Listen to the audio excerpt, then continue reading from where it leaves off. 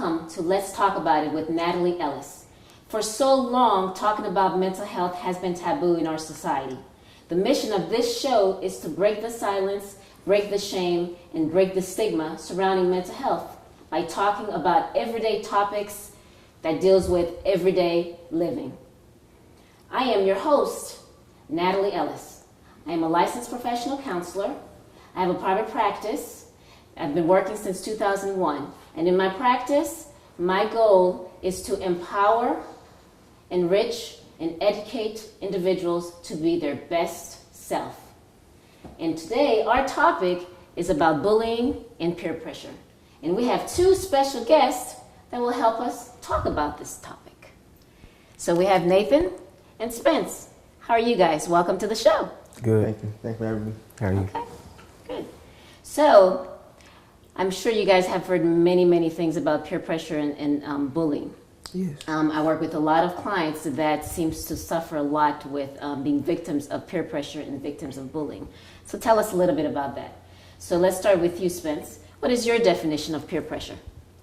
My definition of peer pressure is basically being really influenced easily. Yeah. Okay, so to be influenced easily by others. Amen. Okay. And Nathan, anything you want to add about that? Peer pressure is like being forced to do something you don't particularly want to. So Being forced to do something you don't particularly want to do. yeah. Okay. And what about bullying? What's your definition of bullying? My definition of bullying is basically making someone feel bad about themselves. Okay. Yeah. So doing something they don't want to do and then making them feel bad about themselves. Anything you want to add to that, Nathan? Yeah, like he said, feeling bad about yourself, and also like it can like you're bullied, like it lowers your self-esteem and all that. Okay. So a lot of times I've heard that a lot of people are pressured to bully. What are your thoughts about that? What are some things, have you observed those type of things in your school? I won't say pressure, but about, like to force somebody to bully you, but I know people get bullied because like what they have on or what they look like, but I won't say you get pressured to bully people. Yeah, I Yeah. don't feel like you get pressured to bully anybody. I just feel like you do it just to do it, make them feel bad about themselves. Have you guys ever been in positions like that where anybody has either bullied you or pressured you in doing something you don't want to do? Like they try, but you can't bully me. You can't. Nah. What's so special about you? I mean, I got my mind is strong, so you can say something about me, I wouldn't take it to heart. It's just you got time out your day to talk about me, so it makes me feel good. Okay. Well, that's, is unfortunately a lot of children, at least the ones that I've run across, have a hard time doing that. A lot of children have suffered with the bullying and the peer pressure has led to a lot of mental health issues for them where they've described being sad or being depressed or low self-esteem. And so do you think that if someone has experienced, or if a teen like yourself has experienced a lot of bullying, that could lead to low self-esteem? Yes, because like you may dress for other people, you might not dress for yourself. So, or you may want to impress people just because you don't want to get bullied, or wear a certain type of clothes just because you don't want to get bullied. Okay. And anything you want to add to that, Spence? Yeah, I feel the same thing. Yeah. So sometimes people are trying to please others or to avoid being bullied or to avoid the peer pressure. They kind of go along with whatever's going on. And so when I've researched some things about peer pressure, a lot of youth fall into many kinds of peer pressure. There's peer pressure to have sex. There's peer pressure to dress a certain way. What are some things that you've heard that kids fall into peer pressure about? Go. Go ahead. I'm gonna say smoking. Smoking, that's a big thing. Yeah. Or in our area, somebody could bring weed to school who's experienced, who smokes a lot, and then it could be one person who's not experienced, and they just want to try it to see what it feel like, because their friends think it's cool, impress people, all that. Mm-hmm. So to impress people, right? And so many times they fall into smoking weed and getting into drugs because of that. They're trying to impress people, right? And then does the bullying happens if they say, no, this is not something they want to do? So there's the peer pressure, and does bullying happen as a result of that as well? I mean, not where we are at, like people don't. If you say no to smoking, mean they be like, okay, they ask somebody else. But it's not really. You don't get put peer like pressure into smoking in our area. Okay. Well, me. Okay. I have seen some of my friends kind of fall in that little trap of smoking weed. Mm-hmm. Like some of them say no, then they still get bullied, then they eventually do it. Some of them say yes, then they do it, and they stop doing it, then they still get bullied either way. Okay. Yeah. So they get bullied either way. Yeah. Yeah. So we've talked about peer pressure in terms of drugs and sex. Any other things that kids often are peer pressured or bullied about? I'm gonna say way folks dress. Dressing. Okay. I feel like in today's world, like you have to have like, well, I don't feel this way, but others feel like you have to dress in order to be cool and fit in. But I feel like you should just like what you like. Like what you like. But a lot of people are trying to fit in. Yeah. Yeah. Many times they fall victim into that peer pressure and fall victim into the bullying because they're just wanting to fit in. Mm-hmm. Or at times they're just not wanting to get bullied anymore. They just wanted to stop. Yeah. So whatever it would take to stop it. Yeah. Okay. Well, thank you guys so much for some of that information.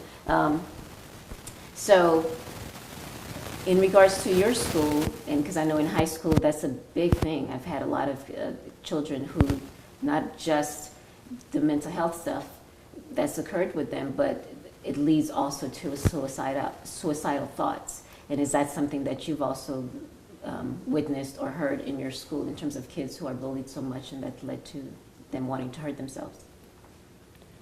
Not in high school. I remember in middle school somebody like try to do some suicide with cutting her wrist and stuff because she cut her hair or something like that. But I haven't heard nothing in my school, in high school. Yeah, same. We went to the same middle school, so Yeah. it was the same story. Okay. So the bullying and peer pressure starts as early as middle school, huh? Yeah, I think it starts at middle school because you really don't care about what you look like in elementary school. You just go to school because. So elementary, no big deal. But Nah. come middle school, there's a lot of pressure. I mean, it's some instances in probably elementary, even like 5th grade, 4th grade, where students may get bullied by, just what they wear. Shoes may be ugly, pants too big, stuff like that. Okay. All right. Well, thank you, and we'll get back after this break.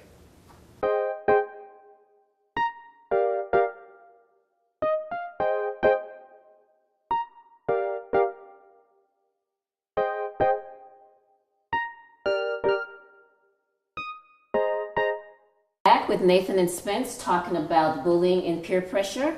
Okay, and so Nathan, do peer pressure and bullying happen around you? And what are some examples? And I know we talked a little bit about some examples that you've experienced, but what are some things that you've seen? Like when we're in the classroom, people like to throw something across the classroom. That's kind of peer pressure. Like if you don't do it, somebody will call you like you're weak or something, or you're chicken if you don't throw it across the classroom. So that's an example of peer pressure.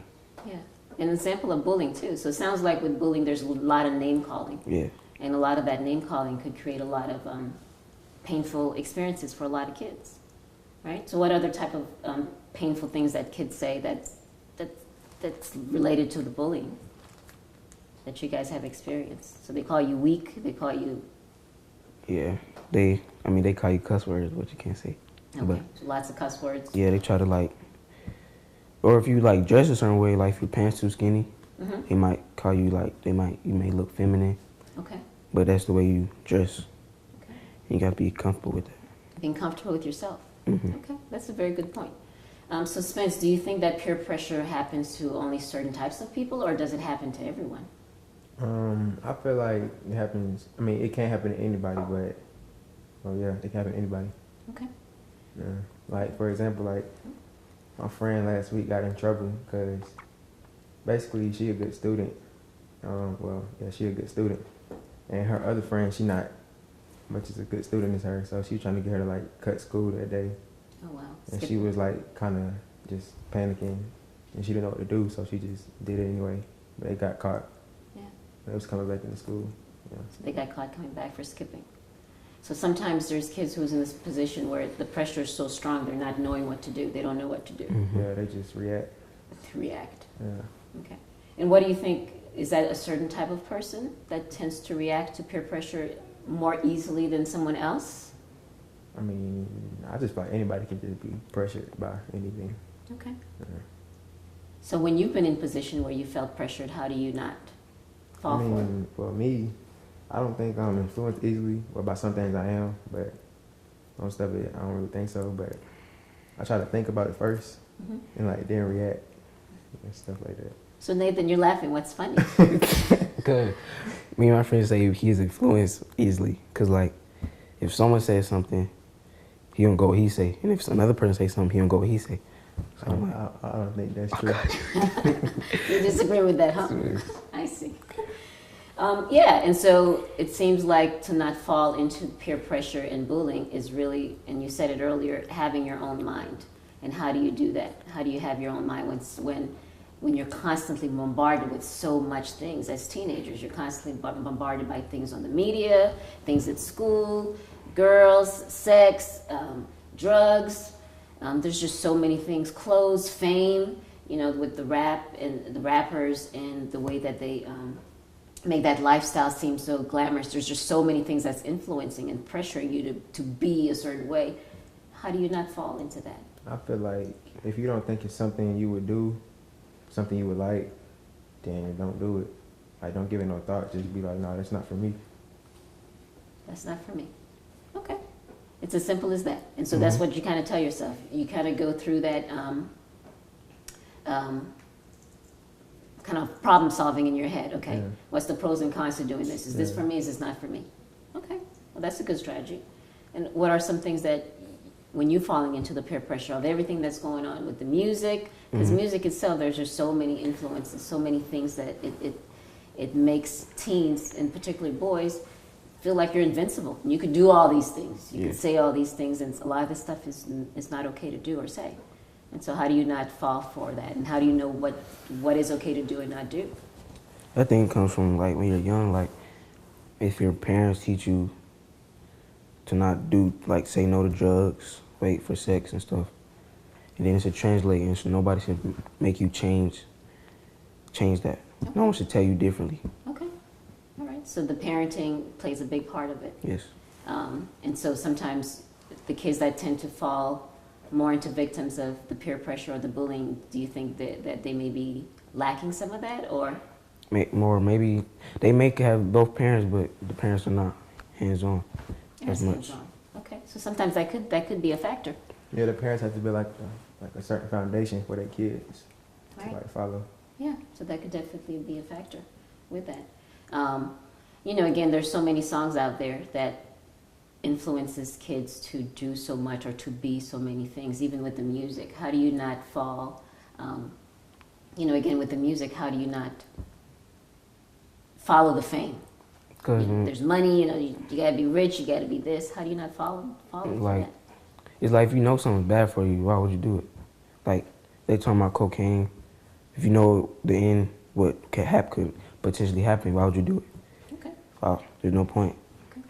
So why do something if you know that the outcome could be bad for you? Exactly. If you know. All right. Anything else you're thinking, Spence? Like when you hear all that music, how do you keep from not falling into the trap of the music? Well, I feel like our generation, they don't really listen to the words. They just listen to the beat, then the words just come in their head. Okay. That's what I feel. So they're not listening influenced by the words of the music? Nah, I mean, like some songs probably, but like most, they just listen to the beat because the beat just, and like the way the artists sound, not like what they saying. Okay. I mean, because back then in the 90s, like you had artists like, I don't even know, like Ice Cube and all them. I mean, it's like about violence and all that, but that's what they live. Some of these folks just pretending like they hard, but they really not. They're really not? Yeah. Okay. Well, thank you for that, and we'll come back after this break.